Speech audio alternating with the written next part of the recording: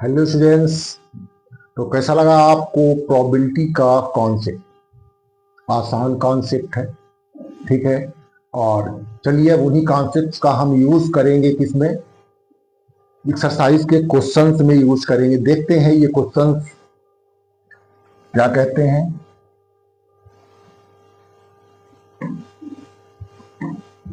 ठीक है, पहला क्वेश्चन, ये कंप्लीट द फॉलोइंग स्टेटमेंट्स, इनको कंप्लीट करना है। तो क्या है, probability of an event E plus probability of the event not E, ठीक है ना। किसी इवेंट ई की प्रोबेबिलिटी और नॉट ई की प्रोबेबिलिटी आपको निकालना है। तो मैंने आपको बताया था कि probability of E, an event E plus probability of its complement event not E is always one, ठीक है। तो ये आपका हो जाएगा वन आंसर होगा पहले का। The probability of an event that can not happen is, ऐसा इवेंट जो हैपन ही नहीं हो सकता है, जिसका करेंसी पॉसिबल नहीं है, तो उसकी प्रोबेबिलिटी जीरो होगी। And such an event is called impossible event.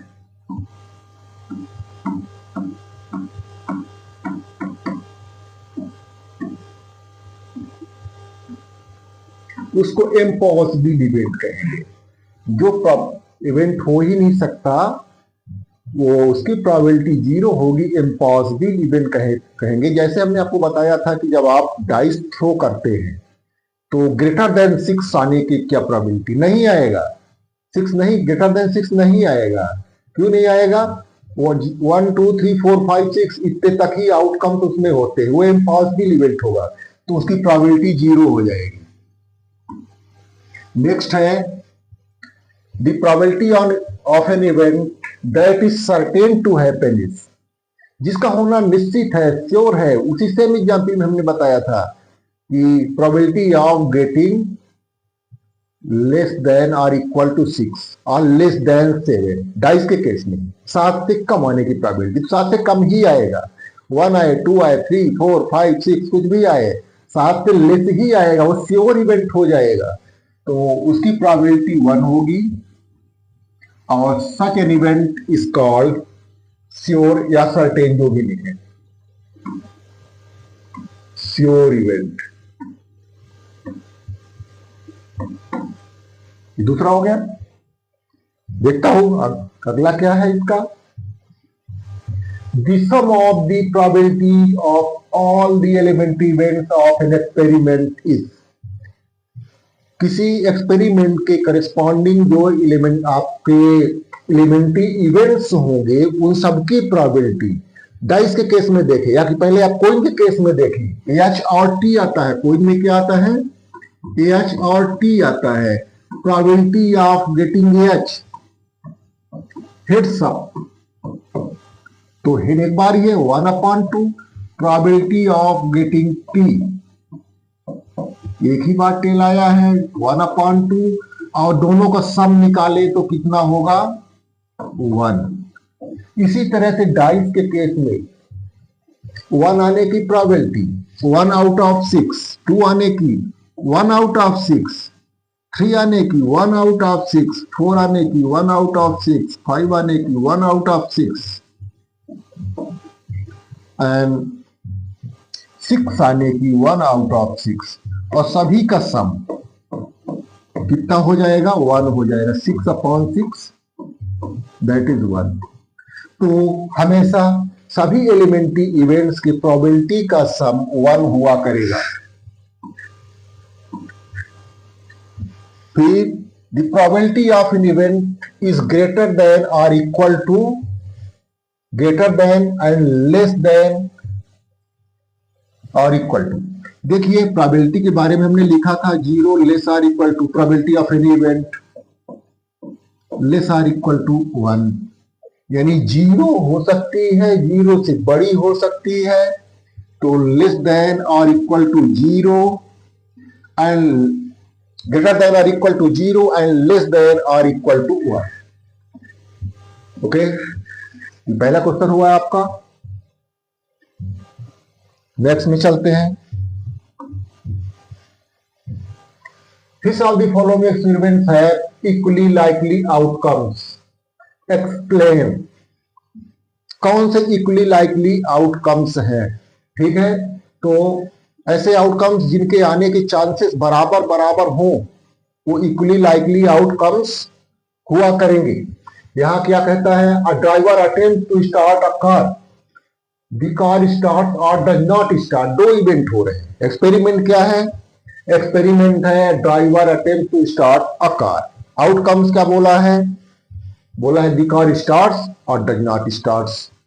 तो क्या होगा? कार स्टार्ट हो जाएगी कि नहीं हो जाएगी? आप देखते हैं आपके फादर या अंकल जी जो सामने है ना, जब कार स्टार्ट करते हैं तो क्या होता? कार स्टार्ट हो जाती कि नहीं होती? कितने दिन ऐसे आते हैं कि कार वो स्टार्ट कर रहे हैं, वो नहीं हो रही है, नहीं हो रही है। ऐसा होता है क्या? कभी कभी। ज्यादातर वो स्टार्ट हो जाती है, ऑलमोस्ट स्टार्ट हो जाती है। तो कार को अगर वो अटेम्प्ट कर रहे हैं स्टार्ट करने के लिए तो स्टार्ट हो जाएगी। किसी केस में जब डिफेक्ट हो, है ना, बैटरी डाउन हो या और कोई समस्या हो, कार स्टार्ट ना हो रही हो, तो रेयर होता है जब कार में कोई खराबी हो। तो दोनों के चांसेस इक्वल इक्वल नहीं है, स्टार्ट्स और डज नॉट स्टार्ट्स। दोनों के चांसेस बराबर बराबर नहीं है, तो इक्वली लाइकली आउटकम ये नहीं होगा। ठीक है ना? It is not an equally likely outcome. फिर a player attempts to shoot a basketball, see he shoots or miss the shot। Attempt करता है तो शूट करेगा। फिर क्वेश्चन, अटेम्प्ट करता है तो शूट करेगा। शूट करेगा तो ये भी इक्वली लाइकली आउटकम नहीं होगा। ठीक है, अब इसमें देखते हैं। A trial is made to answer a true false question, the answer is right और रॉन्ग। एक ट्रायल किया जा रहा है, ट्रू फॉल्स का क्वेश्चन है। TIF ट्रू या फॉल्स लिखा जा रहा, गेस करके लिखा जा रहा है। ठीक है, तो अब ये इक्वली लाइकली हो जाएगा। अगर क्वेश्चन की ऐसी बात कहां होता कि बनता है कि नहीं बनता है, बनता है तो ट्रू हो जाएगा, नहीं बनता तो फॉल्स हो जाएगा। लेकिन अगर गेस करेंगे, आप गेस कर रहे हो, आप ट्रू या फॉल्स रख रहे हो, ट्रू या फॉल्स में से कोई एक, तो चांसेस तो बराबर बराबर हैं। चांसेस क्या है? दोनों के बराबर बराबर हैं। तो इसमें एक्सपेरिमेंट क्या हुआ? ट्रू फॉल्स क्वेश्चन का आंसर गेस किया जा रहा है। उसके आउटकम क्या हुए कि वो आंसर राइट होगा कि रॉन्ग होगा। तो दोनों के बराबर चांस है। ये इक्वली लाइकली आउटकम है। ये इक्वली लाइकली आउटकम है। ठीक है, तो क्लियर। अगला क्वेश्चन देखता हूं। A boy is born, a baby is born, it is a boy और गर्ल। एक बच्चा जन्म ले रहा है, एक बच्चे का जन्म हुआ। अब वो बॉय होगा कि गर्ल होगा? तो बराबर बराबर चांसेस है। मैथ्स में बराबर बराबर चांसेस है। बायो वाले फिर कुछ भी बोले। ठीक है, तो मैथ्स में क्या है? बराबर बराबर चांसेस है, तो ये भी इक्वली लाइकली आउटकम होगा। तो इस तरह से ये क्वेश्चन आपके हुए। आगे देखता हूं। Why is tossing a coin considered to be a fair way of deciding which team should get the ball at the beginning of the football game? तो कोई मैच स्टार्ट होने जा रहा है, दो टीम के बीच में होता है। ठीक है, तो कौन सी टीम पहले फुटबॉल लेगी, कौन सी टीम बॉल लेगी, कौन सी नहीं लेगी? तो इसके लिए कोइन को टॉस किया जाता है। तो कोइन को क्यों टॉस किया जाता है? ठीक है, कोइन को टॉस करके ही क्यों डिसाइड किया जाता है? तो इसके लिए क्या आंसर होगा?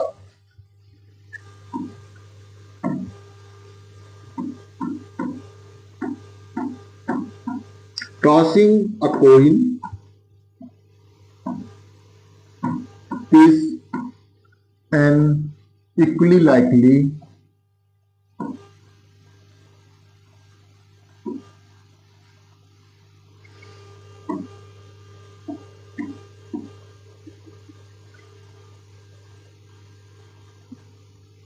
outcomes ठीक है ना। तो कोइन को टॉस करना क्या है, इक्वली लाइकली आउटकम है। And so before beginning the match we toss the coin to decide which team will take ball. Okay, तो बस इतना लिख देना आपको, इसमें काम है। अब नेक्स्ट में आते हैं, फिर of the following can not be the probability of an event. किसी इवेंट की प्रोबेबिलिटी कौन सी नहीं होगी। पहले में क्या दिया है, ए में 2/3 means 0.6666 which is greater than 0 and less than 1। प्रोबेबिलिटी यही होनी चाहिए। And b negative which is less than 0, less than 0 तो यही नहीं होगी। और ऑप्शन भी देख लेते, 15%, 15% is 15/100 which is 0.15 greater than 0 and less then 1। ये भी प्रोबेबिलिटी हो सकती है। और 0.7 वो भी क्लियर है, ग्रेटर देन 0 और लेस देन 1 है। तो प्रोबेबिलिटी ये नहीं हो सकती, ये प्रोबेबिलिटी नहीं हो सकती किसी भी इवेंट की। ठीक है, तो आगे बढ़े। ये दो क्वेश्चन और देख लें। If PE equal to 0.05 what is the probability of not E। Simple सी बात है, P आपको दिया है 0.05, आपको पता है PE plus P0E is always 1। तो P0E निकालना है। This implies P0E 1 minus PE। P0E 1 minus 0.05 और माइनस कर लीजिए आप 1.00, 0.05, 5 from 10, 5, 1 from 10, 9, 0.95। ठीक है, हाँ।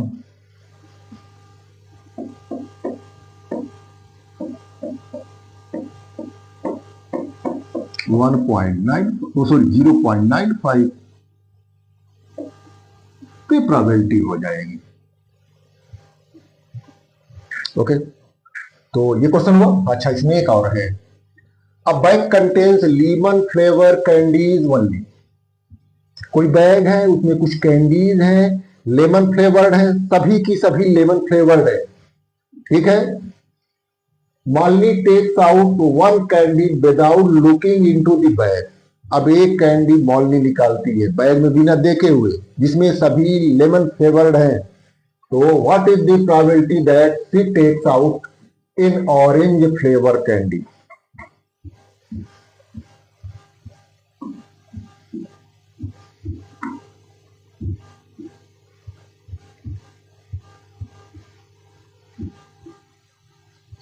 तो चाहे सॉल्व करें, नहीं तो फर्स्ट में लिखें आप,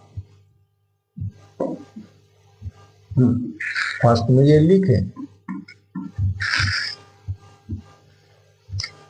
what is the probability that she takes out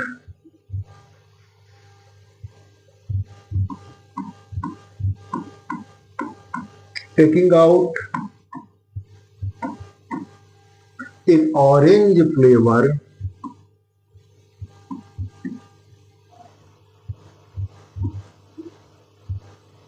orange flavored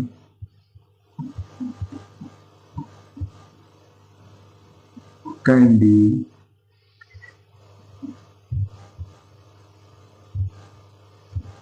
is an impossible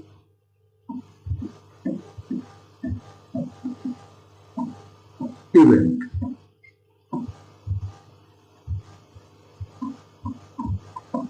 So its probability 0।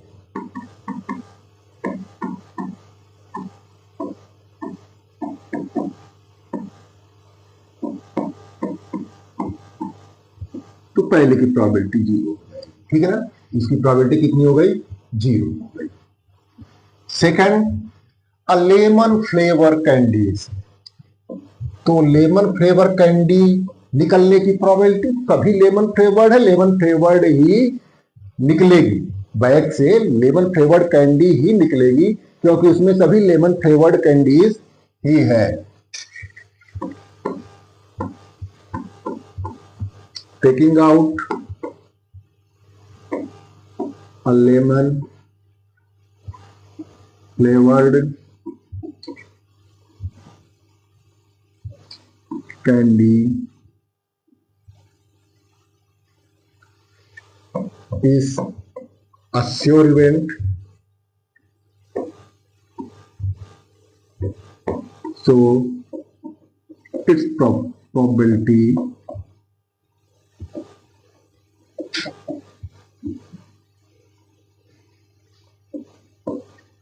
is 1। Clear, इसकी प्रोबेबिलिटी 1 हो जाएगी। ये क्वेश्चन हमने करवाया, बाकी के क्वेश्चन आप ट्राई करिए, अदरवाइज मैं नेक्स्ट वीडियो में तो सॉल्व करके दूंगा ही।